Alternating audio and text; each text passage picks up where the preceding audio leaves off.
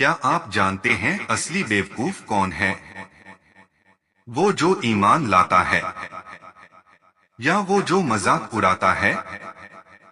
منافق کی پہچان کیا ہے؟ دل میں کچھ اور، زبان پر کچھ اور۔ ہدایت کی راہ یا گمراہی کا راستہ؟ قرآن کا آئینہ جو چہروں سے نقاب ہٹاتا ہے۔ سورہ بقرہ کا 13واں رکوع آج کی دنیا کے لیے پیغام۔ بسم اللہ الرحمن الرحیم۔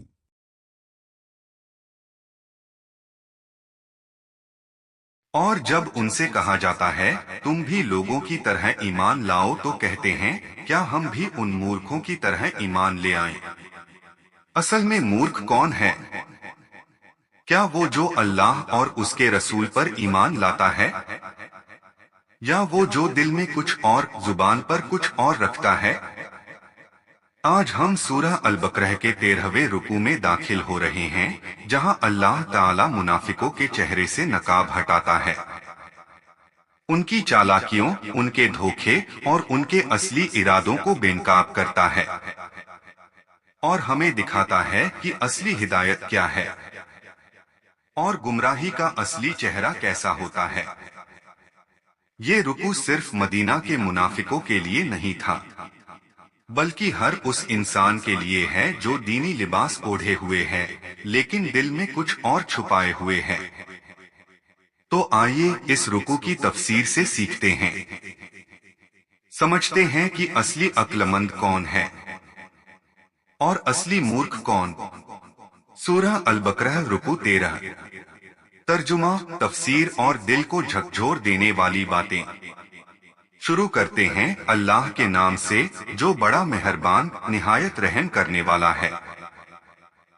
پارہ 1، 13واں رکوع۔ ترجمہ کنز ایمان۔ اے ایمان والو، رائنا نہ کہو اور یوں عرض کرو کہ حضور ہم پر نظر رکھے، اور پہلے ہی سے غور سے سنو، اور کافروں کے لیے دردناک عذاب ہے۔ وہ جو کافر ہیں، کتابی یا مشرک، وہ نہیں چاہتے کہ تم پر کوئی بھلائی اترے تمہارے رب کے پاس سے، اور اللہ اپنی رحمت سے خاص کرتا ہے جسے چاہے، اور اللہ بڑے فضل والا ہے۔ جب کوئی آیت ہم منسوخ یعنی نرست فرمائیں یا بھلا دیں تو اس سے بہتر یا اس جیسی لے آئیں گے۔ کیا تجھے خبر نہیں کہ اللہ سب کچھ کر سکتا ہے؟ کیا تجھے خبر نہیں کہ اللہ ہی کے لیے ہے آسمانوں اور زمین کی بادشاہی، اور اللہ کے سوا تمہارا نہ کوئی حمایتی نہ مددگار؟ کیا یہ چاہتے ہو کہ اپنے رسول سے ویسا سوال کرو جو موسیٰ سے پہلے ہوا تھا، اور جو ایمان کے بدلے کفر لیں؟ وہ ٹھیک راستہ بہک گیا۔ بہت کتابیوں نے چاہا کاش تمہیں ایمان کے بعد کفر کی طرف پھیر دیں، اپنے دلوں کی جلن سے بعد اس کے کہ حق ان پر خوب ظاہر ہو چکا ہے، تو تم چھوڑو اور درگزر یعنی क्षमा کرو یہاں تک کہ اللہ اپنا حکم لائے۔ بے شک اللہ ہر چیز پر قادر ہے۔ اور نماز قائم رکھو اور زکوٰۃ دو، اور اپنی جانوں کے لیے جو بھلائی آگے بھیجو گے اسے اللہ کے یہاں پاؤ گے۔ بے شک اللہ تمہارے کام دیکھ رہا ہے۔ اور کتاب والے بولے ہرگز جنت میں نہ جائے گا مگر وہ جو یہودی یا عیسائی ہو، یہ ان کی خیال بندیاں ہیں۔ تم فرماؤ لاؤ اپنی دلیل اگر سچے ہو، ہاں کیوں نہیں؟ جس نے اپنا منہ جھکایا اللہ کے لیے اور وہ نیکی کرنے والا ہے تو اس کا نیک اس کے رب کے پاس ہے، اور انہیں نہ کچھ اندیشہ ہو اور نہ کچھ غم۔ پارہ 1، سورہ بقرہ، 13واں رکوع۔ تفسیر خزائن العرفان۔ جب حضور اقدس صلی اللہ علیہ وسلم اپنے صحابہ کو کچھ بتاتے یا سکھاتے تو وہ کبھی کبھی بیچ میں عرض کیا کرتے رائنا یا رسولان اللہ۔ اس کے معنی یہ تھے کہ یا رسول اللہ ہمارے حال کی رعایت کیجیے، یعنی اپنی باتوں کو سمجھنے کا موقع دیجیے۔ یہودیوں کی زبان میں یہ کلمہ توہین کا ارتھ رکھتا تھا۔ انہوں نے اس نیت سے کہنا شروع کیا۔ حضرت سعد بن معاذ یہودیوں کی بولی کے جانکار تھے۔ آپ نے ایک دن ان کی زبان سے یہ کلمہ سن کر فرمایا، اللہ کے دشمنوں، تم پر اللہ کی لعنت! اگر میں نے اب کسی کی زبان سے یہ کلمہ سنا تو اس کی گردن مار دوں گا۔ یہودیوں نے کہا، ہم پر تو آپ گرم ہوتے ہیں، مسلمان بھی تو یہی کہتے ہیں۔ इस पर आप रंजीदा होकर अपने आका सल्लल्लाहु अलैहि वसल्लम की खिदमत में हाजिर हुए थे कि यह आयत उतरी जिसमें रायना कहने को मना कर दिया गया और इस मतलब का दूसरा लफ्ज उनजुरना कहने का हुक्म हुआ। इससे मालूम हुआ कि नबियों का आदर सत्कार और उनके समक्ष अदब की बात बोलना फर्ज है, और जिस बात में जरा सी भी हतक या तौहीन का संदेह हो उसे ज़बान पर लाना मना है।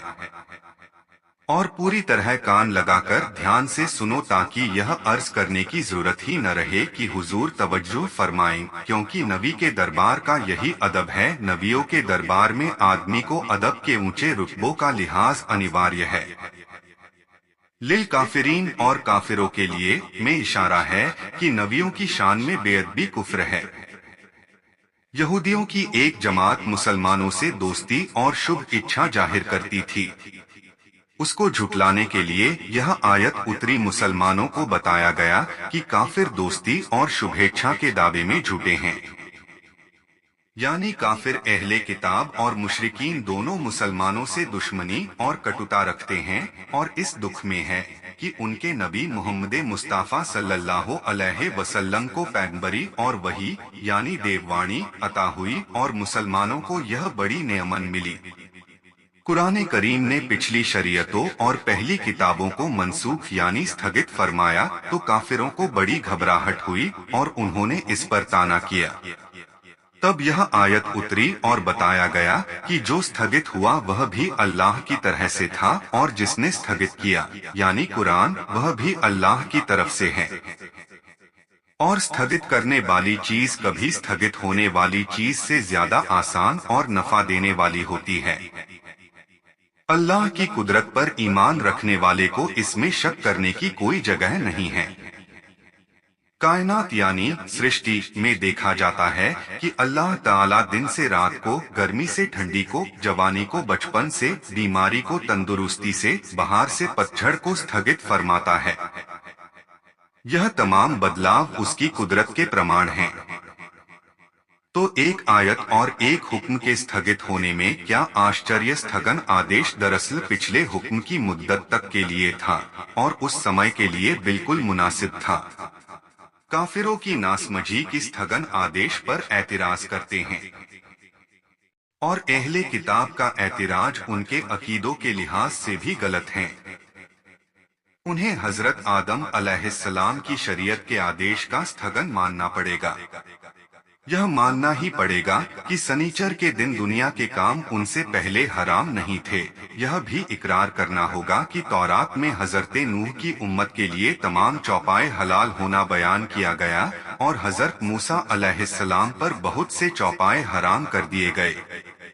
इन बातों के होते हुए स्थगन आदेश का इनकार किस तरह संभव है? जिस तरह एक आयन दूसरी आयत से स्थगित होती है, उसी तरह हदीसे मुतबातिर से भी होती है। स्थगन आदेश कभी सिर्फ हुक्म का, कभी तिलावत और हुक्म दोनों का। बहकी ने अबू इमामा से रिवायत की कि एक अंसारी सहाबी रात को तहज्जुद के लिए उठे और सूरह फातिहा के बाद जो सूरत हमेशा पढ़ा करते थे उसे पढ़ना चाहा, लेकिन वह बिल्कुल याद न आई और बिस्मिल्लाह के सिवा कुछ न पढ़ सके। सुबह को दूसरे सहाबा से इसका जिक्र किया। उन हजरात ने फरमाया, हमारा भी यही हाल है। वह सूरत हमें भी याद थी और अब हमारी याददाश्त में भी न रही। सबने सईदे आलम सल्लल्लाहु अलैहि वसल्लम की खिदमत में वाकिया अर्ज किया। हुजूर ने फरमाया, आज रात वह सूरत उठा ली गई। उसका हुक्म और लितायत दोनों स्थगित हुए।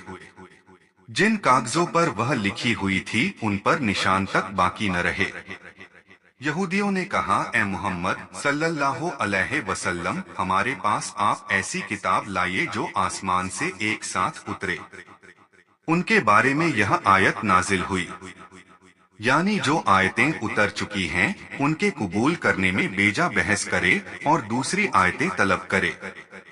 इससे मालूम हुआ कि जिस सवाल में खराबी हो उसे बुजुर्गों के सामने पेश करना जायज नहीं, और सबसे बड़ी खराबी यह कि उससे नराफरमानी जाहिर होती हो।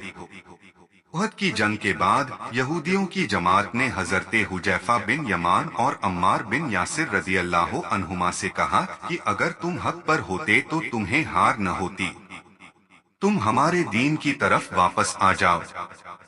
हजरत अम्मार ने फरमाया, तुम्हारे नजदीक एहद का तोड़ना कैसा है? उन्होंने कहा, निहायत बुरा। आपने फरमाया, मैंने एहद किया है कि जिंदगी के अंतिम क्षण तक सैयदे आलम मोहम्मद मुस्तफ़ा सल्लल्लाहु अलैहि वसल्लम से न फिरूंगा और कुफ्र न अपनाऊंगा। और हजरत हुजैफा ने फरमाया, मैं राजी हुआ। अल्लाह के रब होने, मोहम्मद मुस्तफ़ा सल्लल्लाहु अलैहि वसल्लम के रसूल होने, इस्लाम के दीन होने, कुरान के ईमान होने, काबे के किबला होने और मुमिनीन के भाई होने से फिर ये दोनों सहाबी हुजूर सल्लल्लाहु अलैहि वसल्लम की खिदमत में हाजिर हुए और आपको वाक़े की खबर दी। हुजूर ने फरमाया, तुमने बेहतर किया और भलाई पाई। उस पर यह आयत उतरी। इस्लाम की सच्चाई जानने के बाद यहूदियों का मुसलमानों के काफिर और मुर्तद होने की तमन्ना करना और यह चाहना कि वो ईमान से महरूम हो जाएं, हसद के कारण था। हसद बड़ी बुराई है। हदीस शरीफ में है, सैयदे आलम सल्लल्लाहु अलैहि वसल्लम ने फरमाया, हसद से बचो, वह नेकियों को इस तरह खाता है जैसे आग सूखी लकड़ी को डोट। हसद हराम है। अगर कोई शख्स अपने माल व दौलत या असर और प्रभाव से गुमराही और बेदीनी फैलाता है तो उसके फितने से महफूज रहने के लिए उसको हासिल नेमतों के छिन जाने की तमन्ना हसद में दाखिल नहीं और हराम भी नहीं। ईमान वालों की यहूदियों से बचने को हुक्म देने के बाद उन्हें अपने नफ्स की इस्लाह की तरफ ध्यान दिलाता है। यानी यहूदी कहते हैं कि जन्नत में सिर्फ वही दाखिल होंगे और ईसाई कहते हैं कि फकत ईसाई जाएंगे, और ये मुसलमानों को दीन से हटाने के लिए कहते हैं। जैसे स्थगन आदेश वगैरह के तुच्छ संदेह उन्होंने इस उम्मीद पर पेश किए थे कि मुसलमानों को अपने दीन में कुछ संदेह हो जाए।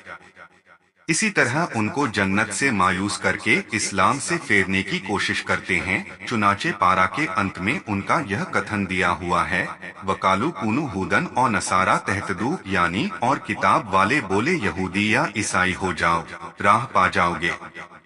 अल्लाह ताला उनके इस बातिल ख्याल का रद्द फरमाता है। इस आयत से मालूम हुआ कि इनकार का दावा करने वाले को भी दलील या प्रमाण लाना जरूरी है। इसके बिना दावा बातिल और झूठा होगा, चाहे किसी ज़माने, किसी नस्ल, किसी कौम का हो। इसमें इशारा है कि यहूदी और ईसाइयों का यह दावा कि जन्नत के फकत वही मालिक हैं, बिल्कुल गलत है, क्योंकि जन्नत में दाखिला सही अकीदे और नेक कर्मों पर आधारित है और यह उनको उपलब्ध नहीं।